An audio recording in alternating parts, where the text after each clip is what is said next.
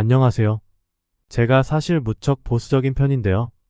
그래서 그런지 몰라도 새로운 것을 쉽게 받아들이지 않는 습성이 있습니다. 전 피처폰에서 스마트폰으로 바꾼 것도 겨우 1년 전이었죠. 당연히 저는 신용카드조차 안 씁니다. 무조건 현금이죠.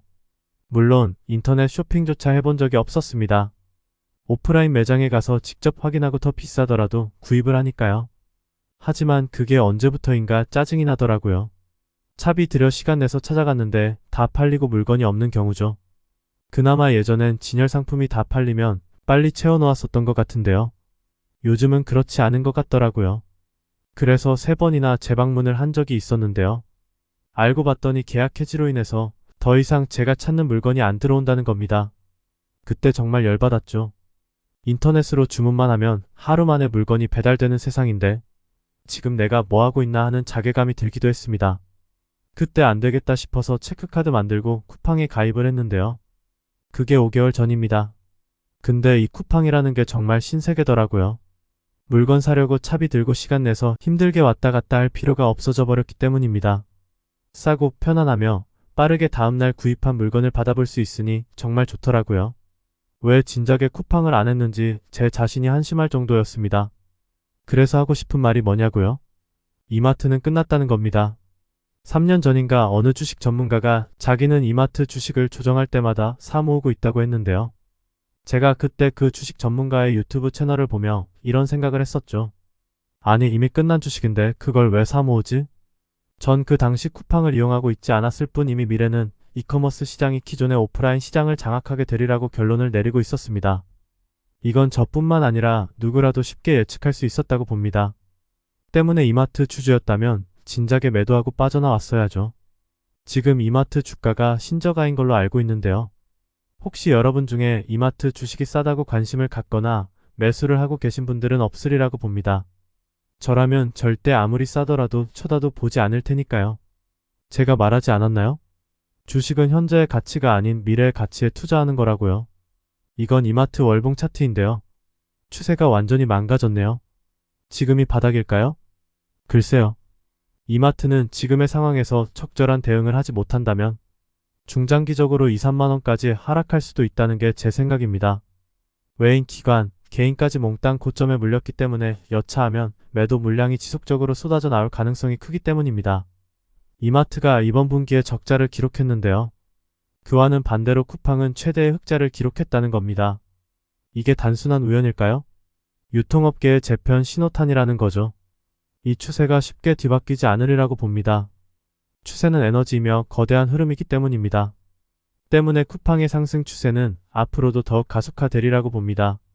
이마트 몰락의 원인은 기존 사업에 안주하며 이커머스 시장으로의 전환이 늦어졌다는 겁니다. 결국 혁신에 대한 투자를 등한시한 결과죠. 여기에 전략적 실수로 인한 무리한 M&A도 한몫했다고 봅니다. 재작년 이마트가 이베이로부터 옥션가지 마켓을 3조 5천억 정도에 인수를 했는데요. 너무 과도하다는 게 제 생각입니다. 과거 이베이는 옥션과 지마켓을 7천억에 인수했기 때문입니다. 이걸 이마트는 이베이로부터 5배의 금액을 주고 인수를 한 겁니다. 이베이가 옥션을 인수한 건 2001년이고 지마켓은 2009년인데요. 이 당시는 이제 막 이커머스 시장의 태동기이기 때문에 성장 가능성이 무척 컸을 겁니다. 하지만 지금은 그렇지 않다는 것이 제 생각입니다. 이제 정점을 지났다는 거죠. 예전과 같은 급격한 성장을 기대하기가 쉽지 않을 거라는 겁니다. 특히 쿠팡과 같은 절대 강자가 나타났기 때문입니다. 이마트가 조급한 마음에 이베이로부터 바가지를 쓴 거죠. 적어도 경영권 프리미엄을 얹어주더라도 1조 5천억 정도가 적당하지 않을까 합니다. 어차피 가만히 놔두면 옥션과 지마켓은 쿠팡 때문에 몰락할 수밖에 없었다는 게 제 생각입니다. 쿠팡의 투자자인 손정혜 회장은 수조 원의 적자에도 투자를 멈추지 않았는데요. 다른 기업 같았으면 진작에 나가자 빠졌을 겁니다. 사실 손정혜 회장도 비전 펀드를 통해서 여기저기 투자를 했지만 신통치 않았는데요. 때문에 그걸 만회하기 위해서라도 쿠팡의 성공에 올인을 할 수밖에 없었을 거라고 봅니다. 그래야지만 IPO를 통해서 그동안의 손실을 만회할 수 있을 테니까요. 뭐 결국엔 그렇게 됐지만요.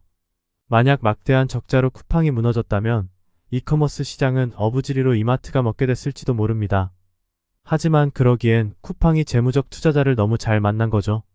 손정혜 회장의 뚝심과 비전펀드의 엄청난 자금이 쿠팡 성공의 원동력이었을 겁니다.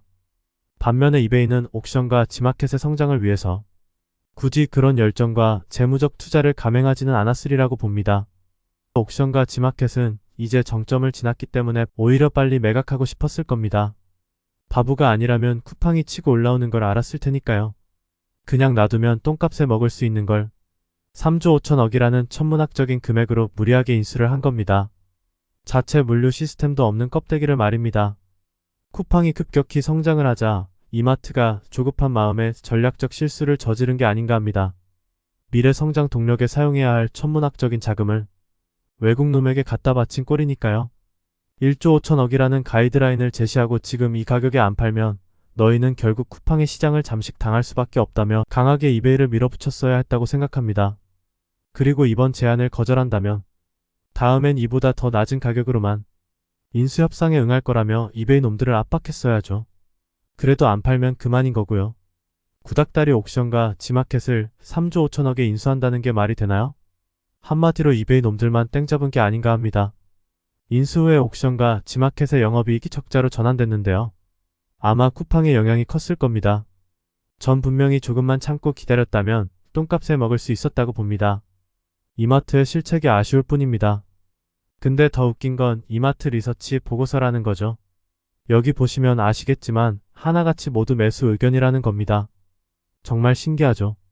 지금 이마트 주가가 7만원 정도인 것으로 알고 있는데요. 저라면 이미 오래전에 매도 의견을 냈을 텐데 말입니다. 제가 미친 놈인가요? 이건 어디까지나 제 개인적인 생각이라는 것을 밝힙니다. 그리고 모든 투자의 책임은 투자자에게 있다는 것을 말씀드립니다. 어쨌든 여러분은 여기서 중요한 사실을 알게 됐을 겁니다. 주식의 가치는 미래의 성장 가능성에 있다는 거죠. 때문에 혁신이 무척 중요합니다. 신경영, 신제품, 신기술이 여기에 포함이 되죠. 쿠팡이 성공한 비결도 마찬가지입니다. 자체 배송 시스템으로 새벽 배송, 당일 배송, 이길 배송 등과 같은 혁신을 통해 소비자의 니즈를 충족시킨 결과라고 봅니다. 최근에는 엔터테인먼트까지 결합을 시켰는데요. 단순히 쇼핑만 하는 곳이 아닌 즐기고 놀 수 있는 온라인 쇼핑몰로의 변신을 통해서 다른 업체들과 차별화를 하려고 하는 것 같습니다. 이것도 일종의 혁신이 아닌가 합니다. 그렇다고 쿠팡 주식을 매수하라는 소리가 절대 아닙니다. 괜히 쿠팡 주식 매수하지 마세요. 기업의 성장에 있어서 혁신이 얼마나 중요한가를 설명하고 있을 뿐입니다. 저는 앞으로 이마트의 미래는 쿠팡을 뛰어넘을 수 있는 혁신에 달렸다고 봅니다. 때문에 고객에게 어떤 편의성과 즐거움을 제공할 수 있느냐가 무척 중요하죠. 당분간 쿠팡의 승승장구는 계속되리라고 봅니다. 저 같은 보수적인 사람이 쿠팡의 열렬한 고객이 됐으니까요. 다른 사람들은 말 다 한 거 아닌가요? 이마트 주가가 어떻게 될지 관심을 갖고 몇 년간 꾸준히 관찰을 하는 것도 주식 투자 공부를 하는데 많은 도움이 되리라고 봅니다.